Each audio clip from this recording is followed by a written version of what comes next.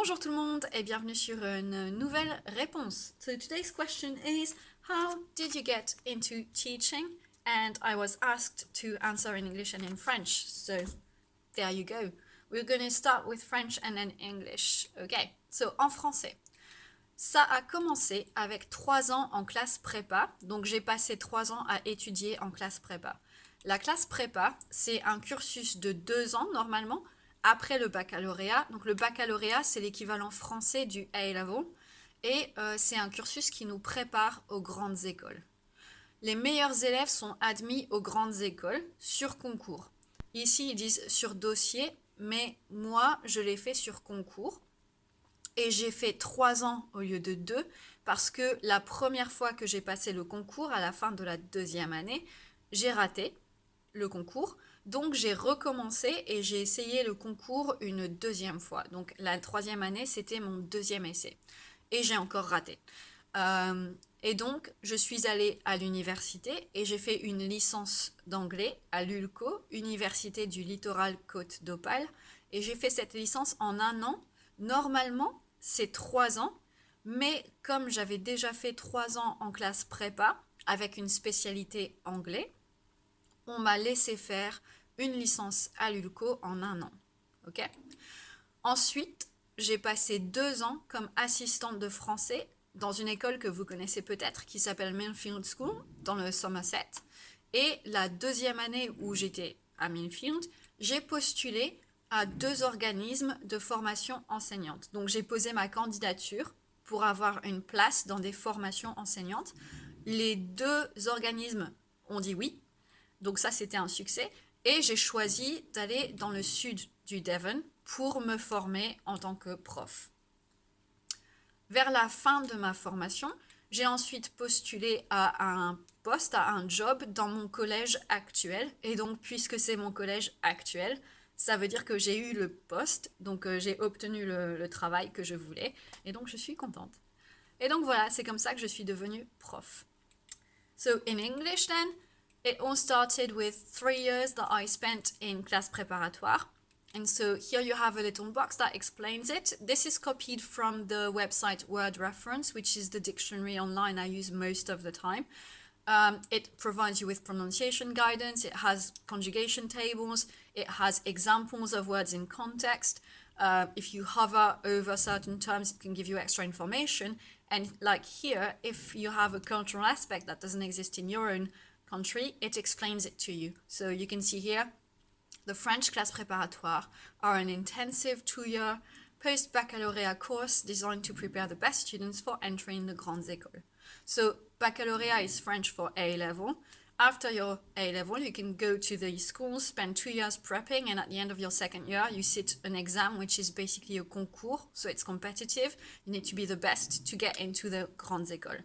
The first time I sat it, I was really far behind, and so I decided to do it again and get better, and I failed again, but only by half a mark. So I was half a mark behind the last person to get in, and then I decided not to do it again. So that was my 3 years in classe prépa, not 2, 3, because I decided to try again. Okay. After that, I went to get a bachelor's degree in English at ULCO, which is Université du Littoral Côte d'Opale, and I got that in 1 year instead of the normal 3 years because I'd already done 3 years in classe prépa, and that was with an English specialty. So the university recognized that that meant I could do my degree in just 1 year instead of 3. So I did that.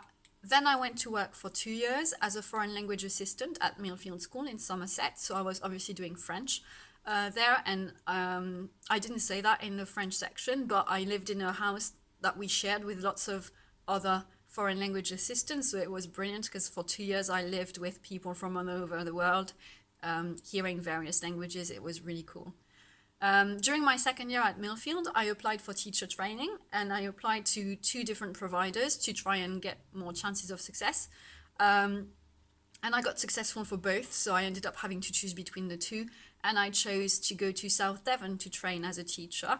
And after that, I applied for the job in the school I work in now, and I got hired, so that was cool. And so there you go, that's how I became a teacher, and in this school in particular as well. But il y a eu des signes précurseurs. So back to French now for that. En français, donc les signes précurseurs qui m'ont tout doucement amené à devenir professeur. Alors, de la 5e à la 3e au collège, j'aidais beaucoup mes camarades en anglais, en français et en maths quand ils avaient des problèmes. Quand ils trouvaient ça difficile, je les aidais. Ensuite, de la 4e à la terminale, donc un peu en même temps, je faisais de l'aide aux devoirs de 2 enfants dyslexiques. Et donc avec eux, on faisait surtout donc de la lecture, on lisait des livres, on faisait beaucoup de français, on faisait de l'anglais, on faisait des maths. Et pour un des 2 enfants, on faisait aussi de l'allemand. J'ai oublié de l'ajouter sur la liste là. Un autre aspect qui a pu me préparer ou qui aurait dû m'avertir que j'allais devenir prof, c'est que après avoir réentraîné mon cheval et après avoir tout repris à zéro, j'ai ensuite aidé d'autres propriétaires à éduquer leurs chevaux à eux et donc à développer leurs compétences équestres. Donc encore une fois, j'ai appris à d'autres personnes ce que moi j'avais appris moi-même. Ok ? Et enfin, le plus gros signe sûrement, c'est que mes professeurs et mes conseillers d'orientation m'ont dit plusieurs fois que le métier de prof me conviendrait. Ils me répétaient souvent, tu devrais être prof, tu serais très bien dans cette carrière, c'est un environnement qui t'irait très bien, tu ferais une bonne prof. Et moi je disais toujours, non, non, non, non, non, non, non, jamais, jamais de la vie je serai prof. Et voilà. So in English, there were some warning signs before my 3 years in class prepa that triggered the bachelor's degree and then going to Millfield and then applying to teacher training. I should have seen it coming, but obviously I didn't. Hindsight 20. So from year 8 to year 10, I was already helping my peers a lot in English, French, and maths. So if someone struggled in my class with English, French, and math mostly, but also other academic subjects, it would be quite frequent for us to pair up and then work together, and I would coach them through their difficulties, which to us was just common sense. They helped me out in PE and tech and art because I was really bad at these, and then I helped them out in other subjects. And that was it. I didn't think twice about it. From year 9 to year 13, I also supported 2 dyslexic children with their homework. So once a week, I would go and help them for 1 hour each. And we'd do reading, French, English, maths. And the eldest also did some, the elder, because it was only 2. So the elder also did some German, which I forgot to put on the list. Again, I enjoyed it. It was nice, but I didn't think twice about it. I just did that to, they were the children of my livery yard owner. And so doing that meant she cut off like some of the costs to keep my horse at her yard. So I was just like, this is brilliant because I get to pay less money. So I'm happy with that. The other thing that could have warned me that I was going to end up teaching is after retraining my horse from scratch and learning how to work with him and how to teach him better, other horse owners asked me to help them out. And so I ended up teaching other horse owners how to train their horse and how to train themselves, how to watch themselves better and develop good horsemanship and like better body language and things like that, which might seem irrelevant because now I teach languages, but I think it made a difference in that I learned some aspects of teaching I might not have learned in teacher training, if that makes sense. The most obvious thing should have been that my teachers and my career advisors all told me that a teaching career would be good for me. When I did tests, I don't know if you do that in England. In France, from year 8 onwards, you do regular tests like quizzes to find out what type of career would work for you. And it kept coming back with teaching and education. And I was like, nope. And my teachers kept saying, you should become a teacher. Nope. And all throughout, different teachers, different years, different just people were saying you should become a teacher. And I was dead set against it, and then here you go. So that's proof you should never say never. You don't know what's going to happen. I'm a teacher now, and I love it, and I think it's one of the most important jobs, and I wouldn't trade it for anything at the moment. Obviously, you can't tell for the rest of your life. I love teaching. So never discount completely what people are telling you. Obviously, make your own choices. Don't let other people define you. But also, if loads of people who know you really well say you would be well suited to something, just keep it at the back of your mind as a possibility. Don't say no just because you're stubborn, because part of me was saying no just because I hated for anyone to tell me what I should do. I've always had a bit of an opposition reflex like that, a bit like horses do. So yeah, my lesson has been sometimes other people are right and sometimes they know you better than you do, and you just find yourself later on or build yourself into that direction later on. So that's it. That's for how I became a teacher. That's it for today's question. I don't know how quickly other videos will be coming up because we're back at school now, as you can see from the lanyard, which I forgot to take off.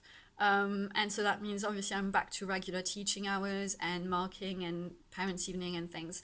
So I don't know how much research, resource preparation, recording and editing I'll manage to get done.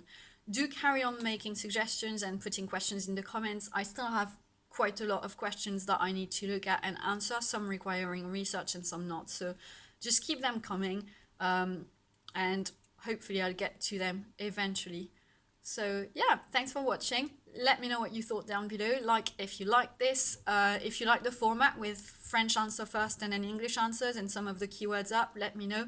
If it didn't really do it for you, equally let me know. It'd be really useful for me to make content more interesting for you and more useful for you. And that's pretty much it for me. So like if you like this, comment if you have something to say, share around with people that it might interest, and subscribe if you haven't already done so. And I'll see you later. Ciao!